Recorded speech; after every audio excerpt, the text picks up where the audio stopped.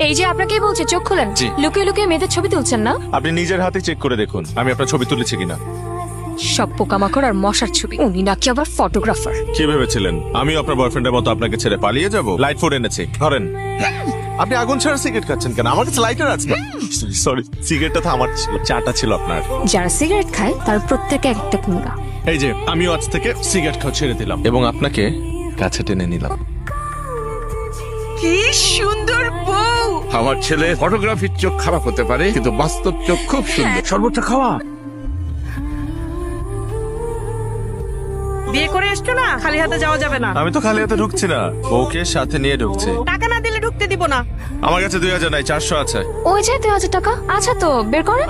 এখন না বুঝতে পারছি জানেন, আপনি কারো হালকা খাবারের কথা বলে চা আর বিড়ি নিয়ে আসছিলেন। না না, আমি কিন্তু আপনার জন্য ভারী খাবারই আনতে গিয়েছিলাম। বিস্কুট, দাড়ি পাল্লায় মাপলে 4 থেকে একটু হলেও তো ভারী হবে। যা শালা কি